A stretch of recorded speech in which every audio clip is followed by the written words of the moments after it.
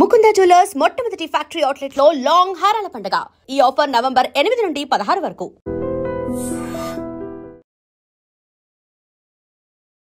అతి చిన్న వయసులోనే మేయర్గా ఎన్నికయ్యాడు జోహ్రాన్ మామ్దాని. ఒక 10 నెలల క్రితం ఆయన నామినేషన్ వేసుకున్నప్పుడు అసలు ఈయన ఎవరు గెలుస్తాడా, ఎందుకని ఇంత హడావుడి అనేది ఉంది. వీళ్ళు ఏం చేశారంటే వీళ్ళ క్యాంపెయినింగ్ ఈ 1% నుంచి 6% నుంచి 20% నుంచి 30% తీసుకొచ్చి లాస్ట్లో ఇప్పుడు ఐ థింక్ 54% మెజారిటీతో 56% మెజారిటీతో గెలిచారు. దీని వెనక అంతా his wife is the Rama Duwaji. She is a Syrian descent lady. వీళ్ళు ఇద్దరు ఉండేది ఒక 1 bedroom అపార్ట్మెంట్. సో అమెరికాలో కూడా ఒక రెవల్యూషన్ రాబోతుంది. ఇప్పుడు మనం ఇరాన్ గురించి మాట్లాడతాం, సిరియా గురించి మాట్లాడతాం, లెబనాన్ గురించి. అమెరికాలో కూడా నౌ దే సేయింగ్ మేము ట్రంప్ చేసే పాలసీస్ని వ్యతిరేకిస్తాం.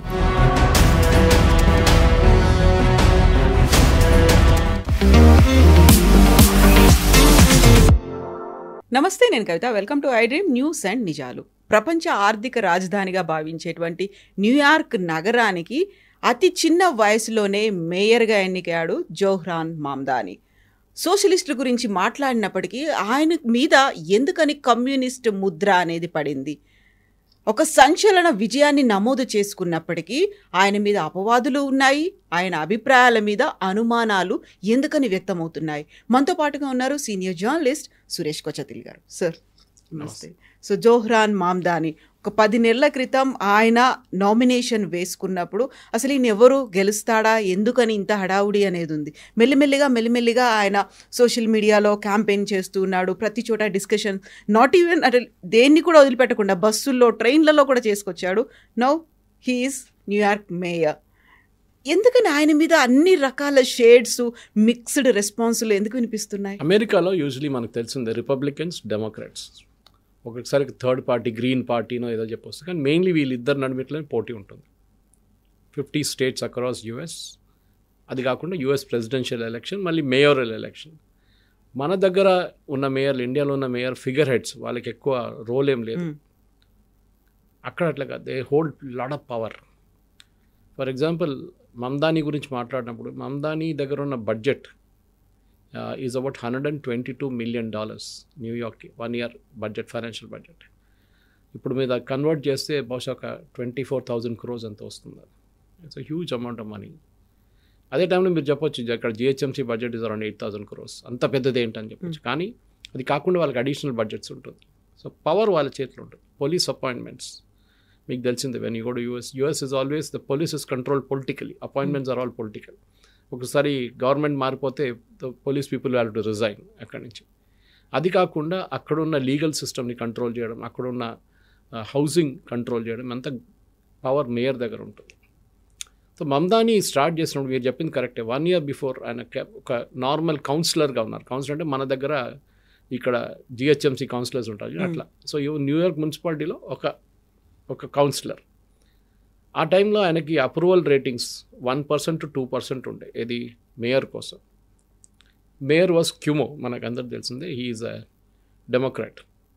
ఈయన కూడా డెమోక్రాట్. కానీ ఈయనేమంటున్నాడు, they have a different term for మీరు కమ్యూనిస్ట్ అని చెప్పారు. ఈయన కమ్యూనిస్ట్ అని చెప్పట్లేదు, సోషలిస్ట్, డెమోక్రటిక్ సోషలిస్ట్ పార్టీ వీళ్ళది. వీళ్ళు ఏం చేశారంటే వీళ్ళ క్యాంపెయినింగ్ ఈ 1% నుంచి 6% నుంచి 20% నుంచి 30% తీసుకొచ్చి లాస్ట్లో ఇప్పుడు ఐ థింక్ 54% మెజారిటీతో 56% మెజారిటీతో గెలిచారు. దీని వెనక అంతా his wife is the Rama Duwaji. She is a Syrian descent lady.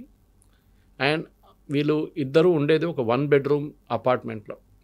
Even though right now his salary as per councillor salary is about $124,000 per year. మంచి లైఫ్ స్టైల్ అఫోర్డ్ చేయొచ్చు. కానీ ఆయనకు ఒక కాన్సెప్ట్ ఉంది, విల్ కమ్ టు దాట్. ఇప్పుడేం జరుగుతుందంటే మనం అనుకుంటాం ఈ క్యాంపెయిన్ ఏంటి ఇట్లా ఉంది, ఇట్లా చేశారు, అట్లా చేశారు. కానీ entire thing was plan by Rama Duwaji. ఇప్పుడు దాని డీటెయిల్ ఇంటర్వ్యూస్ వస్తున్నాయి బయటికి. షీ ఈజ్ అ ఫ్యాషన్ కాదు, she is a designer. So డిజైనర్లో దాన్ని కప్స్ డిజైన్ చేస్తుంది. New York Times, Washington Post pages design చేస్తుంది ఆమె. అది కాకుండా లాట్ ఆఫ్ ద పెయింటింగ్స్ ఆమె ఉంది. She does a lot of design related work. ఆమె ఇచ్చిన కొన్ని ఇంటర్వ్యూస్లో ఇండైరెక్ట్ ఇంటర్వ్యూస్లో డైరెక్ట్గా మాట్లాడలేదు ఆమె మీడియా దగ్గర. Very media shy lady. ఈయన వేసుకున్న టై కూడా ఆమె సెలెక్ట్ చేస్తారంట. What tie will he wear for today's campaign speech, ఎట్లా మాట్లాడతారు, ఆయన బాడీ లాంగ్వేజ్ ఎట్లా ఉండాలి, మాట్లాడే పాయింట్స్ ఎట్లా మాట్లాడాలి, ఎంతసేపు మాట్లాడేది అంతా షీ వాజ్ డిసైడింగ్ ఎవ్రీథింగ్. దానికోసం యాక్సెప్టెన్స్ స్పీచ్లో కలిసిన తర్వాత నెహ్రూ గారి గురించి చెప్పారు, అంతే చెప్పారు. కానీ major part of his speech is devoted to his wife.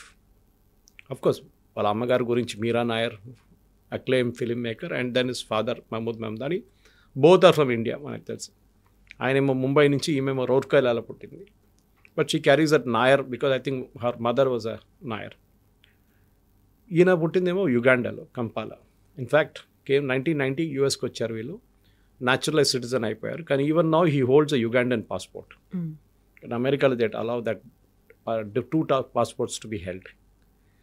Interestingly ఈయన ఫస్ట్ మొదలైనప్పుడు he was not so socialist.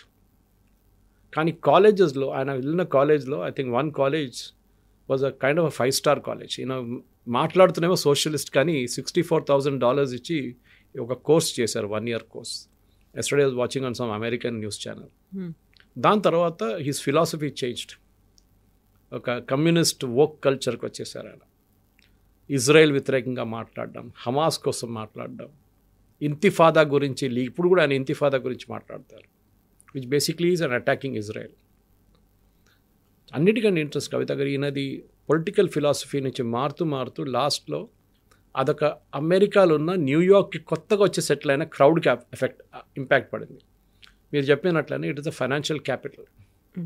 World trade center మన అటాక్ జరిగిన తర్వాత కూడా అమెరికాలో మన అందరు తెలుసు what are the kind of image that they had.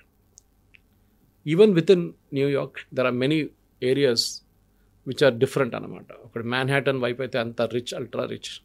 Then other side Bronx which is not so blackish, Hispanics వాళ్ళు ఉంటారు అక్కడ. ఇండియన్స్ ఉండేది ఇంకో ప్లేస్. ఇన్ఫ్యాక్ట్ అక్కడ ఒక there is area called Jackson Heights. దాని the local people call it Jaikishan heights. అంత Indians domination అంత ఉందన్నమాట అక్కడ. కానీ still he won the election. ఎందుకంటే ఈ యంగ్స్టర్స్ ఆయనకి అపీల్ చేశారు. చాలా మటుకు డోర్ టు డోర్ క్యాంపెయినింగ్ చేశారు వీళ్ళు. అంటే ప్రతి ఇంటికి వెళ్ళి గడప కొట్టి అది లీఫ్లెట్ ఇచ్చి మాట్లాడి వాళ్ళని కన్విన్స్ చేశారు ఓట్ చేయడానికి. The Democrats were not able to do this. Socialist with in Democrats were able to do this అన్నమాట. అదే టైంలో రిపబ్లికన్స్ అయితే వాళ్ళు ఎప్పుడో చేయలేకపోయారు. ఎందుకంటే it is a pure democratic state.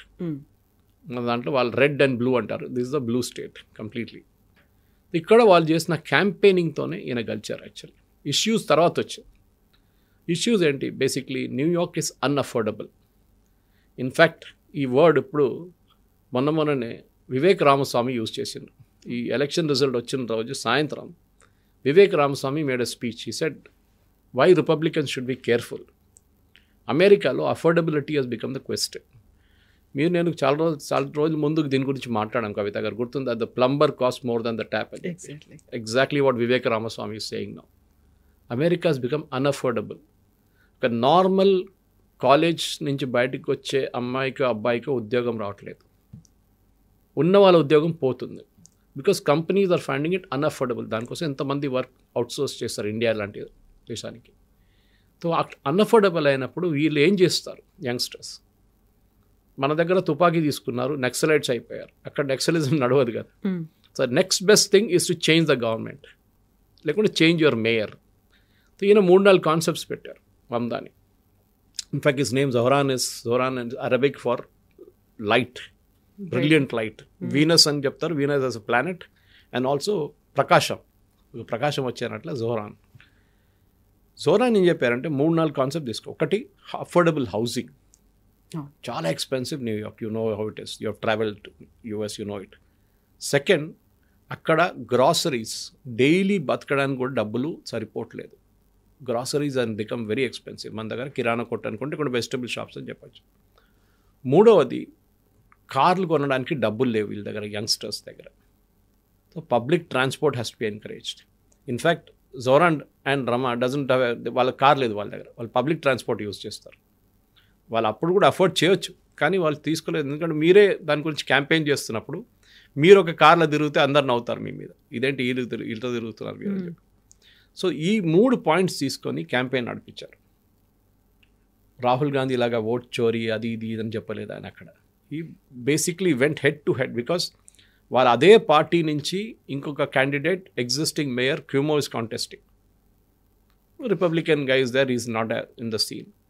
ఈ 2 clash between the leftist and centre Democrats ఇది was the big fight. Cuomo actually చాలా వెనకబడి ఉన్నారు. ఫస్ట్ ఈ వాజ్ 32% or 30%, కానీ లాస్ట్ ఎలక్షన్ రోజుకి వచ్చేదాకా ఈ scored about 44%, which is quite a dramatic improvement. Problem ఏంటంటే కవిత గారు, న్యూయార్క్ మీరు చెప్పారు ఇట్స్ అ ఫైనాన్షియల్ క్యాపిటల్.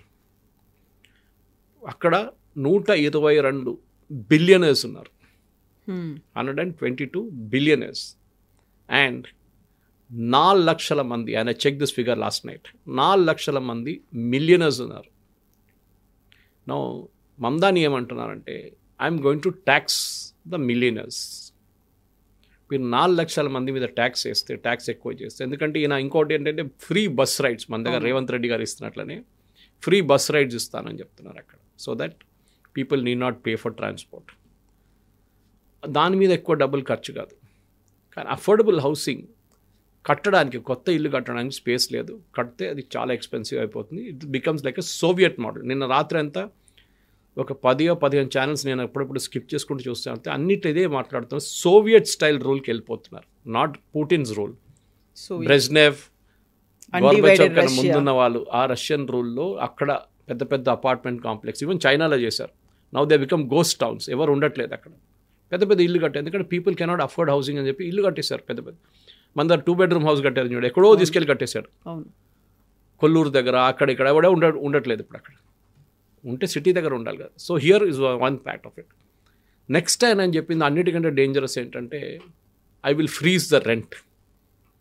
అంటే ఇప్పుడు ఒక రెంట్ ఇస్తున్నారు and he's paying I think about $2,300 per month ఉన్న ఒక అపార్ట్మెంట్లో ఉంటున్నాడు ఆయన, 1 bedroom apartment. I told you that.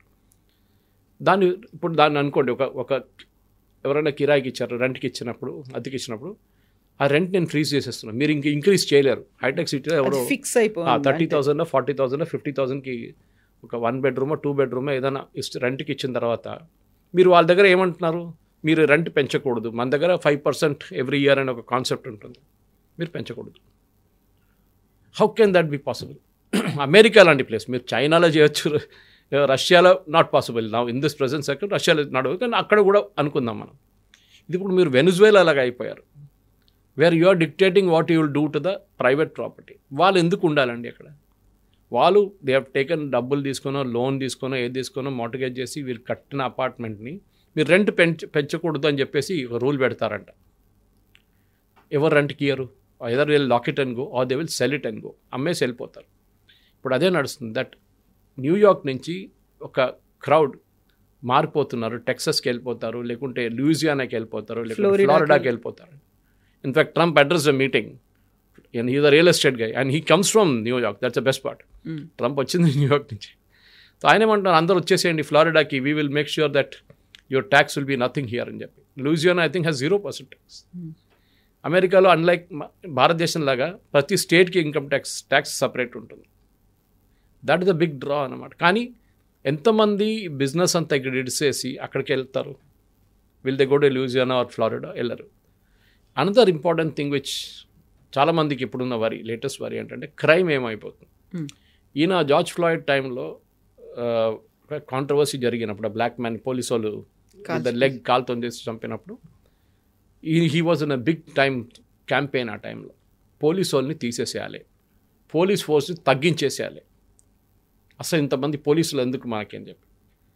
ఇప్పుడు మొన్న when the moment he won the election, he said, దానికన్నా కొన్ని రోజులు ముందు కూడా చెప్పారు, no I will not do that, I will keep the present police force. In fact the present police chief continue చేయొచ్చు అని చెప్పారు. బికాజ్ ఆయన తెలిసిపోయింది ఏంటంటే crime is a major issue in America. ప్రతి మనిషి దగ్గర గన్ కల్చర్ ఉంది అక్కడ. So that is because they are insecure. ఇప్పుడు మనం చెప్తాం మన ఇంట్లో భారతదేశంలో ఎందుకు లేదా కల్చర్, ఇస్తారు గన్స్ ఇస్తారు, provided based on your threat perception, మీకు లైసెన్స్ తీసుకోవచ్చు మీరు, పెద్ద ప్రొసీజర్ అది. కానీ అక్కడ అట్లే కాదు, you can go to supermarket and pick up a licence as long as you fulfill some conditions.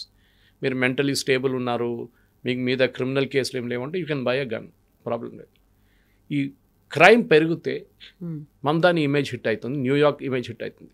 And Trump is waiting for that opportunity. National గార్డ్ని పెట్టేస్తారు, మిగతా సిటీస్లో చేశారు చూడండి. He will put national guard which is an army. వాళ్ళు technically వాళ్ళ ఆర్మీని అక్కడ పంపించేసి he will take control of the city. Next 75% budget local taxes నుంచి వస్తుంది. మీకు చెప్పిన ఈ $122 బిలియన్ లో 75% లోకల్ ట్యాక్సెస్ నుంచి వస్తుంది. మీరు ట్యాక్స్ ఇంక్రీజ్ చేయకపోతే మీకు రేపు ఫ్రీ బస్ రైడ్స్, మీకు మిగతా ఇల్లు కట్టడానికి ఇంకా సబ్సిడీస్ ఇవ్వడానికి, ఆ గ్రాసరీ స్టోర్స్ అది ఇంకో కాన్సెప్ట్. ముందు ఇందిరాగాంధీ గారి టైంలో అనుకుంటాను నేను, సెంట్రల్ గవర్నమెంట్ వాళ్ళు సెటప్ చేశారు సూపర్ మార్కెట్స్. ఆ టైంలో మన దగ్గర రిలయన్స్ లేదు, రత్నదీప్ లేదు, ఏం లేదు ఆ టైంలో. సహకార్ బండార్ అది చెప్పి పెట్టారు గవర్నమెంట్. అక్కడ ఏంటంటే ప్రైస్ కంట్రోల్ చేయడం. సో ఈ saying I will setup grocery stores everywhere, government controlled ఉంటుంది. అప్పుడు మీ ప్రైవేట్గా సెటప్ చేసిన టార్గెట్ అండ్ వాల్మార్ట్ ఎక్కడికి వెళ్తారండి? లేకుంటే మామ్ అండ్ పాప్ స్టోర్స్ ఎంతోమంది ఉన్నారు, గుజరాతీ వాళ్ళు నడిపిస్తారు చాలామంది. అదేమవుతుందండి? మీరు ఫ్రీ ఎంటర్ప్రైజెస్ని కిల్ చేసేస్తారు. And America is known for that. వాళ్ళ క్యాపిటలిస్ట్ సొసైటీని కమ్యూనిస్ట్ సొసైటీగా మార్చుతూ మీరు ఇంకో చైనా అయిపోతున్నారు. కానీ చైనాలో కూడా ఇంత స్ట్రిక్ట్నెస్ లేదు. అక్కడ కూడా చాలా మటుకు ఫ్రీడమ్ ఉంది, అంటే at least commercially. One party rule అక్కడ కూడా. ఈ నెగటివ్స్ అన్నీ చూస్తే న్యూయార్క్ ఉన్న ప్రజలకి భయం వేస్తుంది. And typically the conservative American. నేను నిన్న ఆయన ఓటింగ్ ప్యాటర్న్ చూశాను కవిత గారు. 18 to 25 ఏజ్ గ్రూప్లో మ్యాక్సిమం ఓటింగ్ ఆయనకు వచ్చింది. అండ్ యాజ్ ఏజ్ గ్రూప్ పెరుగుతుంది, మమదానీస్ ఓటింగ్ ఈజ్ రెడ్యూసింగ్. 55-60 వచ్చేదాకా ఆయనకి 18%కి వచ్చేస్తుంది. ఇన్కమ్ కూడా అంతే. The lesser the income the more the support. ఎక్కువ రిచ్ ఉన్న వాళ్ళు the all voted for Cuomo. ఒక హోప్ కనిపించింది ఇందులో. మమదాని అంటే మాకు ఏదో చేస్తాడు అనే ఒక ఫీల్ కూడా ఉండింది. అరవింద్ కేజ్రీవాల్ ఎగ్జాంపుల్ చాలా మంది కోట్ చేస్తున్నారు, వాళ్ళు అరవింద్ కేజ్రీవాల్ లాగానా అని. అరవింద్ కేజ్రీవాల్ కూడా అదే చేశారు కదా, నేను ఫ్రీ ఇస్తాను, అది ఫ్రీ ఇస్తాను, బస్ రైడ్ ఫ్రీ ఇస్తాను. లాస్ట్ ఢిల్లీ సంగతి మనకు అందరు తెలుసు, ఓడిపోయాడు ఎలక్షన్ లాస్ట్. ఇంత ఇచ్చిన తర్వాత కూడా వై అనేది, బికాస్ పీపుల్ బిలీవ్ దట్ మేము ఫ్రీ అక్కర్లేదు మాకు. ఇన్ఫ్యాక్ట్ అదర్ డే నేను నా ఫేస్బుక్ పోస్ట్ నుంచి ఒక పెద్ద డిబేట్ మొదలైంది. నేనేం చెప్పానంటే, మహిళలు చాలామంది హైదరాబాద్లో ఫ్రీ బస్ రైడ్ ఇస్తున్నా అని చెప్పి అదే బస్సులో ఎక్కుతున్నారు. బస్సు ఫుల్ ఉంటుంది, ప్యాక్డ్ ఉంటుంది. అదే టైంలో మీరు కొంచెం లగ్జరీ బస్సెస్ ఇంట్రడ్యూస్ చేయొచ్చు, మన బ్యాటరీ ఆపరేటెడ్ ఏసీ బస్సెస్. దాంట్లో మీరు మహిళలు కూడా అమౌంట్ కట్టాలని చెప్పండి, టికెట్ తీసుకోవాలంటే చాలామంది మహిళలు దానికి షిఫ్ట్ అయిపోతారు. Those can afford to pay. ఇప్పుడు ఐటీ కంపెనీలో పనిచేస్తున్నా, లేకుంటే ప్రైవేట్ సెక్టర్లో పనిచేస్తున్నారు, ఈవెన్ గవర్నమెంట్ సెక్టర్లో పనిచేసేవాళ్ళు దాంట్లో వెళ్తారు వాళ్ళు. అదనంగానే పెద్ద డిబేట్ అక్కడ. అదెందుకు? Why there is the class difference? Free ఉంటే అందరికి ఫ్రీ ఉండాలి, లేకుంటే ఎవరికి ఫ్రీ ఉండకూడదు. And these are women who are debating with me. అసలు you have a difference opinion. మీరు చెప్పచ్చు, మమదాని కూడా అదే ప్రాబ్లం రాబోతుంది. ఎందుకంటే న్యూయార్క్ లాంటి ప్లేస్లో వేర్ ప్రైవేట్ సెక్టర్ థ్రైవ్, మీరు కారు వాడకూడదు, మీరు పబ్లిక్ వెహికల్ ట్రాన్స్పోర్ట్ తీసుకోవాలంటే you will become another London. లండన్లో రీజన్ ఉంది, ఎందుకంటే లండన్లో entry tax to get in to London is very expensive. మీకు టోల్ చాలా హెవీ ఉంటుంది. దానికో చాలామంది ఏం చేస్తారు, లండన్ బయట ఉన్న ట్యూబ్ స్టేషన్స్ దగ్గర వాళ్ళ బండి పెట్టి they take the tube to come to the city. And tube is not cheap. వాళ్ళ metro is not cheap, underground it is also చాలా ఎక్స్పెన్సివ్. కానీ మీ క్రౌడింగ్ తగ్గించడానికి Singapore has got similar policies. మనకు కార్ కొనాలంటే సింగపూర్లో permit కావాలి మనకి, and they limit the permit చాలా మటుకు. సో మీరు న్యూయార్క్లో ఏం ట్రై చేస్తున్నారు? ఈయనేమంటున్నారంటే అఫోర్డబిలిటీ కీ వర్డ్. అది మీరు అఫోర్డబిలిటీ లేదు మనకి, మనం బతకలేకపోతున్నాం, స్పెషలీ డబ్బున్నోళ్ళు బతుకుతున్నారు, డబ్బు లేని వాళ్ళు వస్తున్నారు అని చెప్పి ఆ క్యాంపెయిన్ అక్కడి నుంచి మొదలైంది. Which is why Mamdani suddenly out of nowhere పైకి వచ్చారు. అండ్ దిస్ పర్టికులర్ క్యాంపెయిన్ నడిపించంతా వీళ్ళే, ఇల్లు లేనోళ్ళు, ఉద్యోగం లేనోళ్ళు, వీళ్ళు క్యాంపెయిన్ నడిపించారు. దానికోసం మీరు చూసుంటారు, కాంగ్రెస్ స్పోక్స్ పర్సన్ పవన్ ఖేరా ఈయన గెలవంగానే కంగ్రాచులేటరీ మెసేజ్ పెట్టారు, మా రాహుల్ గాంధీ లాగానే మమదాని అని చెప్పి. Is doing the same thing in India and India will also listen to do this. ఇండియాలో జరగదు అది. That's a different concept. మన దగ్గర అంత బిలియనర్స్ లేరు, అంతమంది మిలియనర్స్ కూడా లేరు. 4 లక్షల మిలియనర్స్ అంటే చిన్న అమౌంట్ కాదు. సో ఇట్లాంటి పరిస్థితుల్లో మీరు ఫ్రీ కామర్స్, ఒక క్యాపిటలిస్ట్ సొసైటీని మీరు మార్చితే ఒక పుష్ బ్యాక్ రాబోతుంది. అండ్ మెయిన్లీ ఎక్కడి నుంచి వస్తుంది ఇది రాబోతుంది? డెమోక్రాట్స్లోనే. ట్రంప్ ఆల్రెడీ చెప్పారు, నేను ఒక స్పీచ్లో ఫ్లారిడాలో చెప్పారు, Mamdani better be nice to me అని. ఆయన పేరు కూడా చెప్పలేదు, ఇస్తాడు I cannot even pronounce that name అన్నారు. ఏదో పేరుంది ఆయనకి, but he better be good to me, నాతో మంచి టర్మ్స్లో ఉంటే 25% నా దగ్గర నుంచి వస్తుంది డబ్బులు, అదర్వైజ్ డబ్బులు రావు, నేను ఆపేస్తాను. అది కాకుండా మిగతా నేను చెప్పినట్టు నేషనల్ గార్డ్ని పంపించవచ్చు, ఏదైనా ప్రాబ్లమ్స్ క్రియేట్ చేయొచ్చు మమ్దాని కోసం. మమ్దాని ఇది ఇప్పుడు ప్రాబ్లం ఏర్పడిపోయిందా అరవింద్ కేజ్రీవాల్ లాగానే, లేకుంటే కర్ణాటకలో కాంగ్రెస్ గవర్నమెంట్ చేసినట్లని చాలా ప్రామిసెస్ ఎక్కువ చెప్పేశాడు. దాన్ని ఇంప్లిమెంట్ చేయడానికి ఆయనకి డబ్బులు కావాల్సి వస్తుంది. టిల్ ఎస్టర్డే, అంటే మొన్నదాకా 2 రోజుల ముందు దాకా నాకు ఇంకే డబ్బులు అక్కర్లేదు, క్యాంపెయిన్ మీరు చాలా డబ్బులు పంపించారు. ఇప్పుడు బయటకు వస్తుంది ఏంటంటే హమాస్ని ఫండ్ చేసిన ఆర్గనైజేషన్ ఈయన ఫండ్ చేశారట. అది కాకుండా George Soros organisation, third organisation నుంచి రూట్ చేశారంట ఫండ్స్, $35 బిలియన్. ఇప్పుడు ఏమంటున్నారు, నాకు డబ్బులు లేదు, డబ్బులు అక్కర్లేదు అన్నారు towards the end of the campaign. నిన్న ఒక స్టేట్మెంట్ ఇష్యూ చేసి మొన్న దట్ నాకు డబ్బులు కావాలి, ఇదంతా నడిపియాలంటే డబ్బులు కావాలంటున్నారు. అప్పుడు మారిపోయింది ఆ కథ అంతా. దిస్ ఇస్ టిపికలీ, మీరు కర్ణాటకలో చూసుంటారు, పాల రేట్లు వేసి చేశారు, ప్రాపర్టీ ట్యాక్స్ హైక్ చేసేసారు, bus rides for passenger regular passengers hike చేసేసారు, అన్నీ ఎవ్రీథింగ్ గాట్ హైక్. ఎందుకంటే మీకు డబ్బులు కావాలి కదా. ఇంగ్లీష్లో అంటారు this nothing called a free lunch. మీకు ఎవరైనా తిండి ఫ్రీగా పెడుతుంటే ఎవడో దాన్ని పే చేస్తున్నారు, somebody is paying for it. Tax payer కడుతున్న డబ్బులు తీసుకొని మీరు చేయొచ్చు ఇదంతా. ఇప్పుడు ఈయన ట్యాక్స్ ఎక్కువ చేస్తే, ఇన్కమ్ ట్యాక్స్ ఎక్కువ చేస్తే వాళ్ళు పారిపోతారు న్యూయార్క్ నుంచి. అది ఇప్పుడు లేటెస్ట్ ఫ్రాడ్ నడుస్తుంది, అదే trend. New York people are fleeing New York అని చెప్పి అట్లేం జరగట్లేదు, కానీ ఎగ్జాజరేట్ చేస్తున్నారు, ఎస్పెషలీ రిపబ్లికన్ వాళ్ళు. అందరు పారిపోతారు న్యూయార్క్ నుంచి, ఎవరు ఉంటాడు ఈ కమ్యూనిస్ట్ రోడ్ ఇక్కడ ఉంటాయి అని చెప్పేసి. ఇది ఓవరాల్ ఒక పిక్చర్. కానీ నెక్స్ట్ ఒక 1 or 2 monthsలో మమ్దాని 1st of January నుంచి టేక్ ఓవర్ చేస్తారు. ఇప్పుడు కాదు, ఇప్పుడు ట్రాన్సిషన్ టీమ్, దాంట్లో కూడా ఆల్ ఉమెన్ టీమ్, ఎస్ ఫుడ్ and Pakistani Muslim lady is the head of it. Transition team, transition అంటే వాళ్ళ దాంట్లో ఎప్పుడు ఉంటుంది, ఒక టేక్ ఓవర్ చేయడానికి పాత టీం నుంచి కొత్త టీం టేక్ ఓవర్ చేస్తారు. ఈవెన్ ద ప్రెసిడెన్షియల్ కూడా ఫామ్ కూడా అంతే ఉంటుంది. కానీ ఇంట్రెస్టింగ్ ఇప్పుడు చూడాలి ఏంటంటే, ఈయన ఇన్ని వాగ్దానాలు చేశారు కదా, ఇది ఇంప్లిమెంట్ ఎట్లా చేస్తారు? టిపికలీ మన భారతదేశం కూడా అడుగుతూనే ఉంటాం ఇదే ప్రశ్న. అది తేజస్వి యాదవ్ వచ్చి నేను ప్రతి ఇంటికి గవర్నమెంట్ ఉద్యోగం ఇస్తా అంటే 3 కోట్ల ఉద్యోగం ఇవ్వాల్సి వస్తుంది. సో ఫ్రీ బీస్ అయితే అనౌన్స్ చేస్తారు, కానీ బడ్జెట్ ఎలా వస్తుంది వాటన్నిటికీ అనేది? And America is an అన్అఫోర్డబుల్ society అని ఆయనే అంటున్నారు. అన్అఫోర్డబుల్ ఉన్నప్పుడు మీరు ఎక్కడి నుంచి తెచ్చుకుంటారు డబ్బులు? 122 మిలియన్ మీ బడ్జెట్. మీరు you are not running a country, మీరు you are running a state like New York. మీరు అక్కడ ఎక్కువ వాళ్ళ మీద ప్రెషర్ పెడితే అక్కడ డబ్బు నూలో పారిపోతారు. మనలా కాదు, ఇప్పుడు మీరు ముంబైలో మీరు ఎంత పెంచినా కానీ ముంబై పీపుల్ సర్టన్ ఆ కేటగిరీ ఆఫ్ పీపుల్ అక్కడే ఉంటారు. వాళ్ళు సిటీ ఇడిచి వెళ్ళిపోరు, వాళ్ళు సమ్హౌ దే విల్ మేనేజ్ చేసుకుని. ఈవెన్ హైదరాబాద్ కూడా అంతే. హైదరాబాద్లో రేవంత్ రెడ్డి రేపు ప్రాపర్టీ ట్యాక్స్ పెంచేసి ప్రతి ఇంటికి 20,000 రూపాయలు కట్టాలి ప్రాపర్టీ ట్యాక్స్ అంటే ఎవరు ఇడిచి వెళ్ళిపోరు, ఇక్కడ నుంచి ఉంటారు. వీళ్ళు సమ్హౌ మేనేజ్. 20,000 కట్టరు అనుకోండి, అది ఇంకో మ్యాటర్. కానీ స్టిల్ మీరు ఎంత అన్అఫోర్డబుల్ చేసినా you're attached to the city. ఆ కల్చర్కి, అక్కడ నేను ఇక్కడే పుట్టాను కదా, నేను ఇక్కడే పెరిగాను కదా, మళ్ళీ ఎందుకు ఇక్కడి నుంచి వెళ్ళిపోవాలి నేను? ఈయన ఎప్పుడు ఉంటాడు, 3 సంవత్సరాల తర్వాత వెళ్ళిపోతాడు, మళ్ళీ మన ఎందుకు ఈయన్ని కేర్ చేయాలని చెప్పి. కానీ అట్ ద సేమ్ టైం భారతదేశంలో ఏం చూపించారంటే, లుక్ ఇండియన్ అని చెప్పట్లేదు, Muslim mayor of Indian descent. Okay, అది లోడ్. అదే టైంలో they was a guy from Kerala, నేను ఇవాళ పొద్దున మలయాళం ఛానల్ చూశాను, got elected as a mayor in some other city in US. ఆయన గురించి ఎవరు మాట్లాడలేదు. Is also Indian descent, is a Christian from Kottayam. ఆయన గురించి న్యూస్ ఏం లేదు, ఎందుకంటే this was a high profile contest. Mamdani last 3 days మీరు అమెరికన్ టెలివిజన్ ఓపెన్ చేస్తే ఒక 10% అగేన్స్ట్ ఉన్నారు, ఫార్ ఉన్నారు, మిగతా 90% యూఎస్ టెలివిజన్ ఇస్ అగేన్స్ట్. ఆయనకు సపోర్ట్ ఎవరి దగ్గర నుంచి? CNN అట్లాంటి ఛానల్స్ నుంచి సపోర్ట్ వస్తుంది. Traditionally anti Trump channels, BBC, CNN అట్లాంటి. ఇటువైపు ఏమో ఫాక్స్ న్యూస్ కానీ మిగతా వాళ్ళు కానీ ప్రో ట్రంప్ ఉన్న వాళ్ళందరూ ఆర్ అటాకింగ్ ఏం. మీరు ఎట్లా నడిపిస్తారు చెప్పండి, మీరు రెంట్ ఎట్లా ఫ్రీజ్ చేస్తారు చెప్పండి. అండ్ మోస్ట్ ఇంపార్టెంట్లీ ఆయన ఈజ్ యాంటీసెమిటిక్, జూస్ వ్యతిరేకంగా. మనం ఆల్రెడీ హమాస్ గురించి మాట్లాడాం. ఇంతిఫాదా సపోర్ట్ చేసిన మనిషి. ఇంతిఫాదా సపోర్ట్ అంటే ఇంతిఫాదా itself is attacking Israel as a state ఉండకూడదు అని ఇంతిఫాదా కాన్సెప్ట్. దాన్ని సపోర్ట్ చేసిన మనిషి ఒఫిషియల్గా. ఇప్పుడు లాస్ట్ 1 weekలో కవిత గారు సర్ప్రైజింగ్లీ, నాట్ సర్ప్రైజింగ్ యాక్చువల్లీ, చల్లబడిపోయింది అదంతా. ఇప్పుడు మాట్లాడలేదు దాని గురించి. కాకుంటే నెతన్యాహు ఇక్కడికి వస్తే అరెస్ట్ చేస్తాము అన్నారు కదా, అదే మామ్దాని. అది ఎట్లా చేస్తారండి? ఒక ఫారెన్ లీడర్ డిప్లొమాటిక్ ఆయనకి ప్రివిలేజ్ ఉన్నప్పుడు ఎవరు అరెస్ట్ చేస్తారు?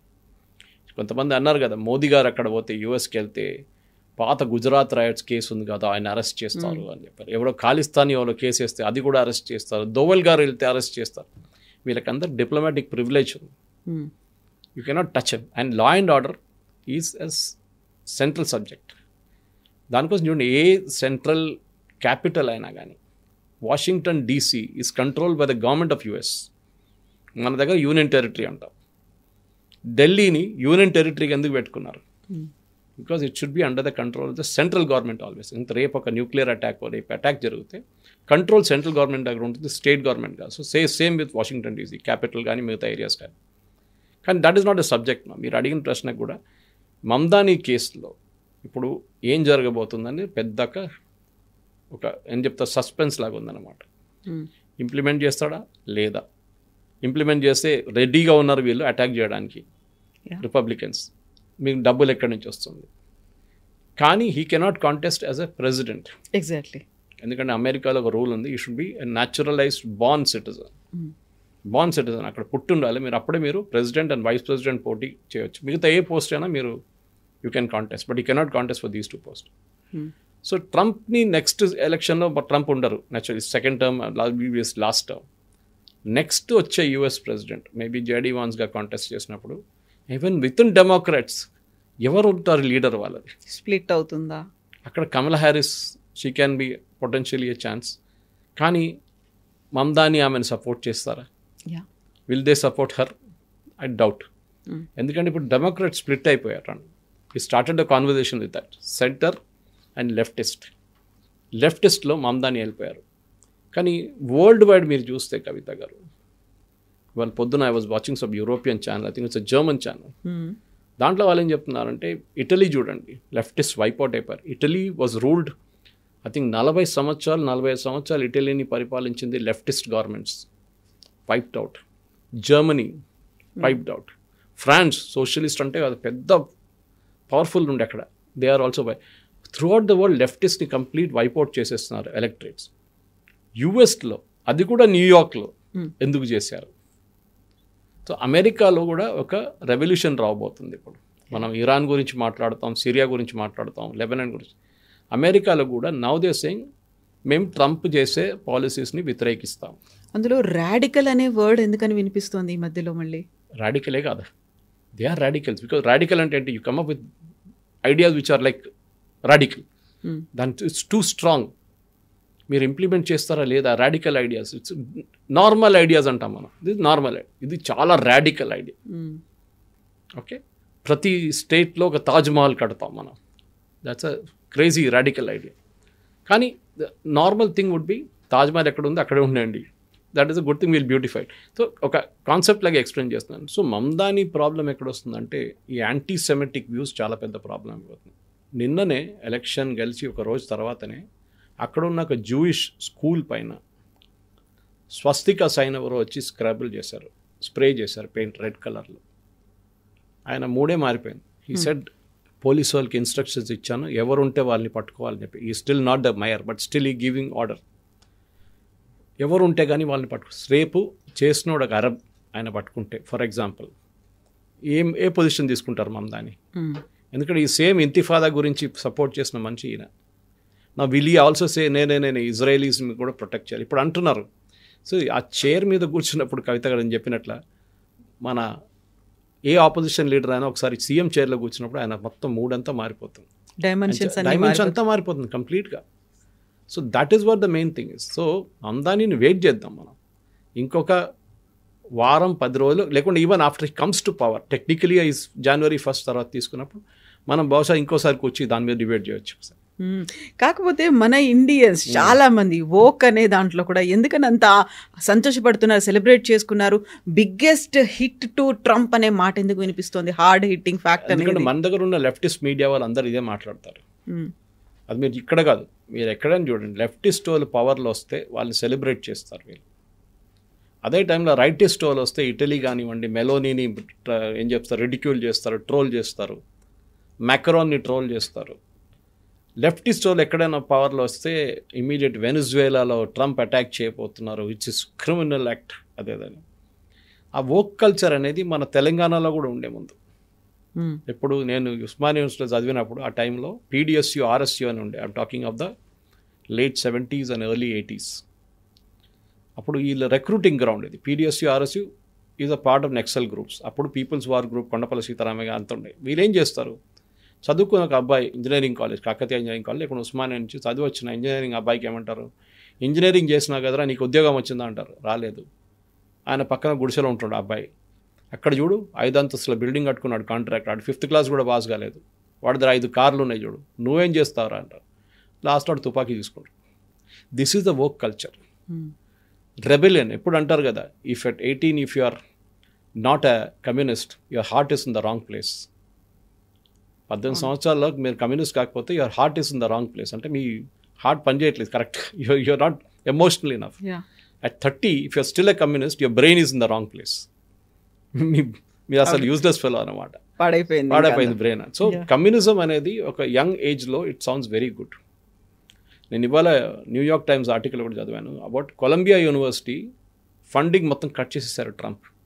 ఆ woke culture demonstrations, anti Israel ఇంతిఫాదా మూవ్మెంట్, అది ఇది, వాళ్ళ లైబ్రరీని అటాక్ చేశారు, అక్కడ లైబ్రరీ మీద ధ్వంసం చేశారు, జూయిష్ స్టూడెంట్స్ థ్రెటన్ చేశారు. మొత్తం బంద్ చేసేసి she's the vice chancellor whatever that lady is called president అనుకుంటాను వాళ్ళ పొజిషన్ కొలంబియాలో, వాళ్ళకి ఫ్రెష్ ఫండింగ్ ఇప్పుడు వచ్చింది. కానీ వాళ్ళు చాలా కండిషన్స్ పెట్టారు గవర్నమెంట్. ఈ వోక్ కల్చర్ ఉండకూడదు, ఇది ఉండకూడదు, అట్లాంటి డెమాన్స్ట్రేషన్స్ ఉండకూడదు, ఇట్లాంటి స్టూడెంట్స్ని తీసుకోకూడదు. ఆలోచించండి, ఇదే కల్చర్ చాలా డేంజరస్. ఎందుకంటే worldwide we're seeing rejections. మనం నిన్న కూడా మాట్లాడాం దాని గురించి, దట్ మన ఇండియన్ స్టూడెంట్స్ కూడా అక్కడ వెళ్ళినప్పుడు ఇట్లాంటి యాక్టివిటీస్లో వెళ్ళకూడదు. మీకు ఒకసారి థ్రిల్ ఉంటుంది, ఒక డెమాన్స్ట్రేషన్ అటెండ్ చేద్దాం ఏమవుతుంది అని చెప్పి, కానీ there be a lot of problems. Still president Trump is the president, మనం మర్చిపోకూడదు అది. And Mamdani is only a mayor. చాలా డిఫరెన్స్ ఉంది పవర్ పొజిషన్స్లో. కానీ నేను చెప్పిన దానికి 1st of January తర్వాత ఒక 25th 26th Januaryకి వచ్చేదాకా 30th January దాకా టైం ఇద్దాం. మమ్దాని పొజిషన్ ఎక్కడ దాకా పోతుందో, ఆల్రెడీ 2వ 3వ మెయిన్ దాంట్లో పాట మార్చేశారు ఆయన. బహుశా మిగతా దాంట్లో కూడా జరగబోతుంది. He can give free bus rides, పెద్ద ఇష్యూ కాదు. కానీ ఇల్లు రెంట్ ఫ్రీజ్ చేయడం will be a big disaster. కొత్త ఇల్లు కట్టడం డబ్బులు ఉండదు. అండ్ ఐ థింక్ దీస్ ఈ 2 దాంట్లో ఫెయిల్ అవ్వగానే ఇదే మనుషులు ఎవరెవరు ఈయన కోసం సపోర్ట్ కోసం ఇల్లు తిరిగారో వాళ్ళు ఈయన వెంట పడతారు. అప్పుడు మీరు ఎందుకు ఇంప్లిమెంట్ చేయట్లేదు? And that will be a work moment for them. Yes, sir. Thank you, sir. Thank you so much. And for more videos, please subscribe to iDream. Please subscribe to iDream. Please subscribe iDream. And please subscribe to iDream. For more videos, subscribe to iDream. please like, share and subscribe to the channel. Congratulations, iDream. Subscribe to iDream. Subscribe to iDream. So subscribe to iDream Media. iDream ki iDream team andarki huge congratulations. Please subscribe iDream Media. Please subscribe to iDream. Subscribe iDream. Please subscribe to iDream. iDream అంటే నా కళల ఛానల్ను subscribe చేసుకున్న నోరు తిరుగుతలేదు, మీరైతే గంట గుర్తు కొట్టండి. For more such videos, please subscribe to iDream. Subscribe to iDream. Please subscribe to iDream. Please subscribe iDream Media. Please do subscribe to iDream. Please subscribe to iDream Media. For best entertainment and information, please subscribe iDream. And don't forget to subscribe to iDream.